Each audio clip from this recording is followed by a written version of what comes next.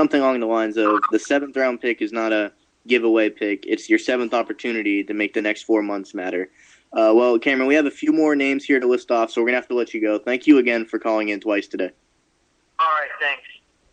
All right, that was Cameron Sadeghi on our show talking underachieving players. And Phil, I have a name up on my mind, but I'm interested in what you're thinking on this subject. Let's just go to it real quick. Who do you think is your most underachieving player? And maybe in a couple sentences explain why. But, I mean, Phil, there's a lot of players to choose from in this league.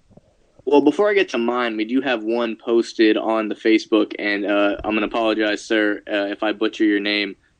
Drew Zuhosky, I hope I said that right. If not, I apologize.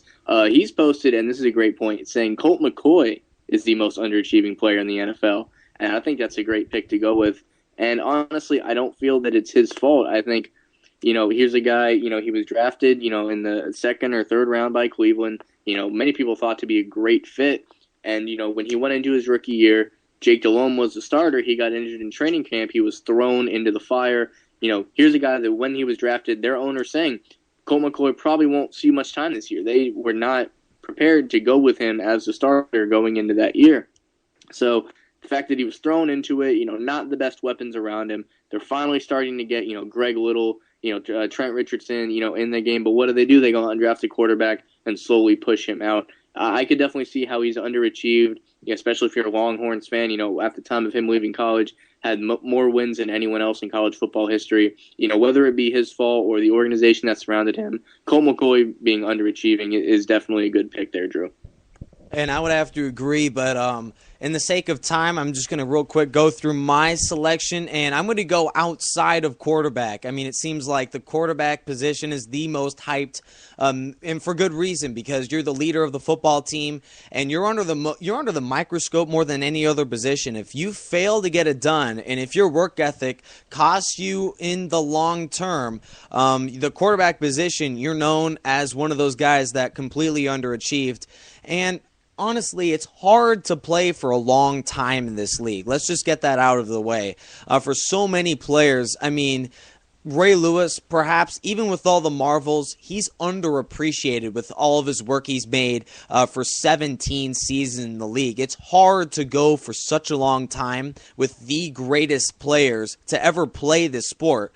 So for a guy like, I'm going to throw this out there, but Chad Johnson, for a guy that was thrown into this system back in his hometown, he should have produced. And, he was obviously a lock for the 53 if you don't have off the field issues.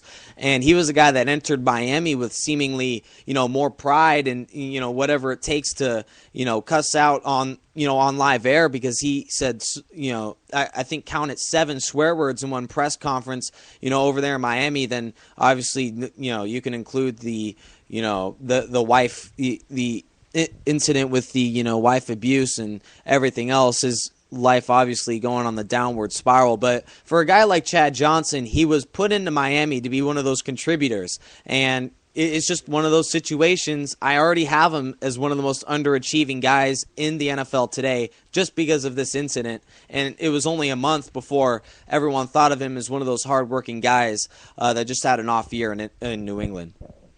Yeah, I could definitely see you throwing in there, and I'll go ahead and throw my pick out there right now. And, Nick, this might hit a little close to home, and I don't think it's really this player's fault. I think he's more of a victim of injury. But when I think of underachieving, the first thought that I had was Ryan Matthews.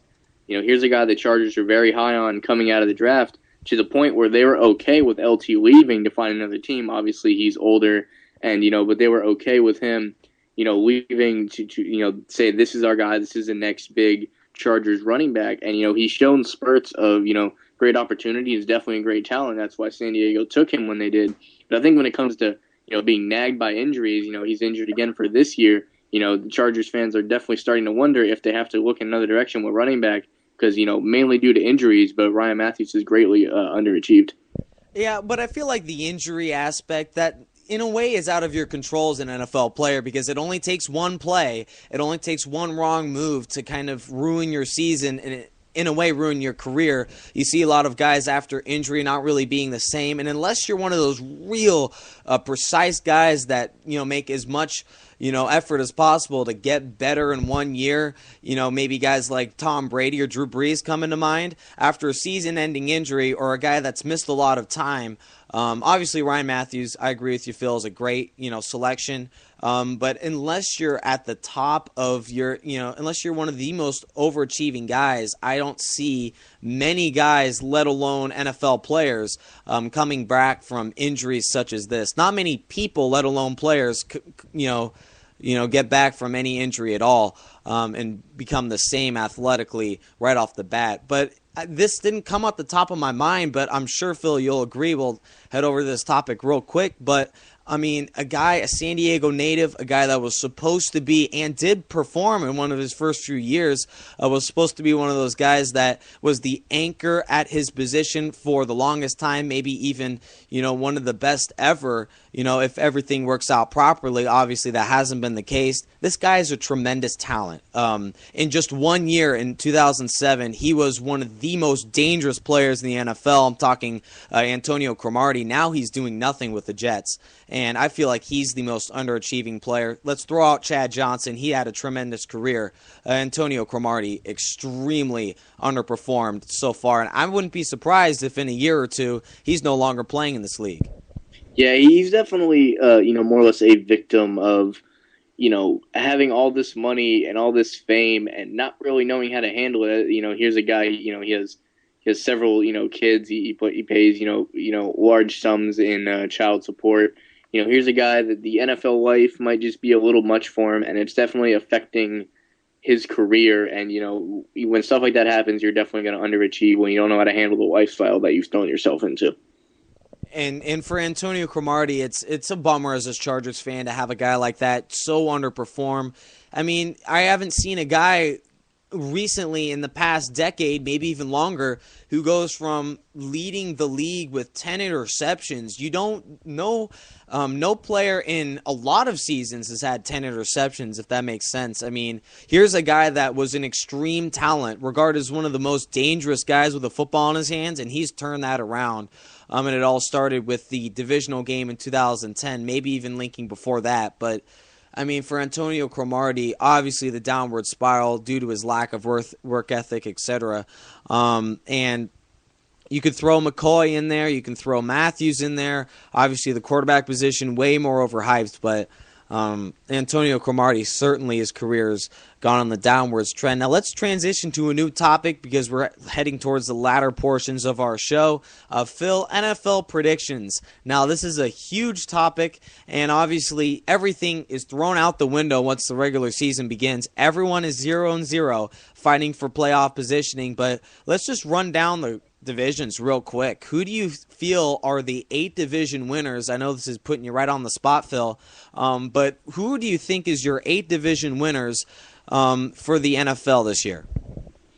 Well, there's definitely plenty of things that need to be seen, with the NFL season just starting. But if I'm going to go ahead and just, throw names into the fire here and try and get as close as I can with this last little bit here, I'll start with the NFC. The NFC North, I think it's pretty obvious that the Packers will take that one. They've definitely been kings of the NFC for a while, as far as their division goes. Let's see here. You got the NFC South. I think that will be interesting because the Bucs will be better than expected, and the Saints might be a little bit, not as good with all these sanctions and suspensions that they've had. And the Panthers will even be better than they expected, and they're thinking Super Bowl already down there in Carolina.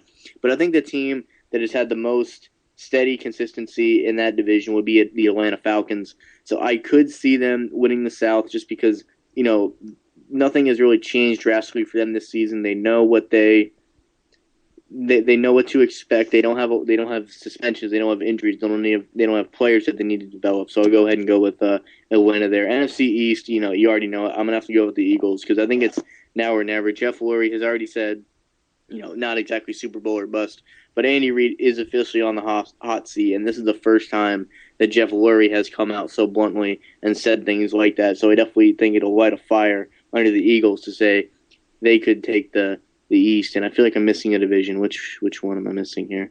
You got the NFC right on Okay, point. I got the NFC. Yeah. Okay, so then we're moving to the AFC. AFC East, the Patriots, I think will win it. Which is a pretty easy pick. But I definitely think, they're starting to hit their down years of complete dominance. I do think they win, but I don't know that they will blow out their division. Buffalo will be better. The Jets, who knows what to expect there.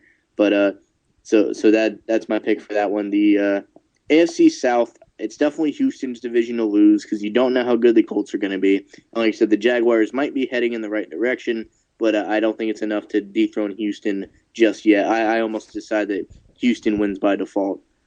What else do we have? Okay, the NFC West, the Chargers always a little bit of a favorite in there, regardless of the situation, because they always tend to start off the season good. Oakland will be playing better. The Chiefs, winning the division 2 years ago, but you're going to have to give it to Peyton Manning and the Denver Broncos. Here's a team, they won it last year with the worst statistical quarterback in the history of the NFL. So, throwing Peyton Manning in there, you'd have to assume they're at least going to win their division. And then what is the last one? I'm missing. AFC North, Ravens or Steelers? Right. It's definitely the biggest thing there. It's Ravens Steelers. They're always fighting at the. I think this is finally the year that the Ravens win that division, and I think it'll have to do with the fact that Cincinnati is better, and Cincinnati can win a game or two against Pittsburgh or Baltimore or both, and the fact that there's a third team in there to maybe steal a win or two from these teams will help Baltimore get over that hump. I would have to agree with your AFC North. Let's just run down real quick for my predictions, and then we'll get to a quick Super Bowl pick. You guys can make your last-second comments or predictions on the Facebook page. We're closed on the phone number for tonight, but over in the NFC, let's just run down the quick four teams. In the North, I'm hard pressed to pick anything other than the Packers. I think the Bears will give Green Bay a run for their money, but even with Brandon Marshall and Jay Cutler finally reuniting, it's all about Aaron Rodgers and that offense. Just absolutely deadly. Over in the South, I mentioned this just a few days ago on my NFL predictions show. You guys can tune that out on Spreaker.com, but I feel like it's Atlanta's division and possibly even Atlanta's conference with how easy their schedule is. I call it even 13, perhaps 14 wins this year because of just how easy not only the division with all the things going on in the South. They've been that quiet team that is only getting better. Let's head over to the East, and I'm with you, Phil. The Eagles are just too good of a team, especially with all the flux heading over with the Dallas Cowboys, and you don't know what you're going to get with the Giants coming off a Super Bowl win. They weren't exactly as good as they should have been in 2008. I feel it'll be the same in 2012. And then over in the NFC West, it's the Niners all the way. So over in the AFC, we have a team like, let's see, the AFC West. Let's go with my division real quick. It's Denver. Denver with Peyton Manning. You mentioned it earlier. Tebow, just having a guy plugged in there. Now with Peyton Manning, you're only going to get better with that guy. Over in the East, it's New England, but again, it's one of those situations where Buffalo could steal a win, believe it or not. They stole one last year in Buffalo, but they're just a team getting better. New England, I mean, they're not exactly as good as the Super Bowl appearance they had last year. Over in the North, it's hard-pressed to go against the Ravens, and I think I'm going to be 8 for 8 with you, Phil. In the AFC South, it's going to be the Texans. I believe they're the team that will, in fact, get over the hump this year. Well, it's good to see we agree on these. It'll be interesting to see how these pan out, from week one on. Yeah, Phil, and actually a quick question to you, and the only reason I point this out is last year the Eagles were indeed the dream team, and this year, Phil, who do you feel is this year's dream team? That doesn't mean that they're going to win games, but just right now, who do you feel is the dream team, one of those teams that really improved the most over the offseason? Well, I think the team, if you're going to have a dream team of this year, it almost has to be Denver because teams there, with Peyton Manning there, they have such high expectations. And I think if any team has increased with the addition of one single player, it would have had to have been Denver. Nick Aguilera, thank you for that question. And honestly, I'm hard-pressed to go against the San Francisco 49ers just because of how tremendous that defense is. I agree with Denver putting in that quarterback, and that's the only key for San Francisco that's missing, the quarterback position. But if Alex Smith plays well, it's a dream team that, look out Green Bay, you could probably have a run for your money heading into Super Bowl 47 in the NFC. So that'll do it for Nick Rice and Phil Annunziata. We had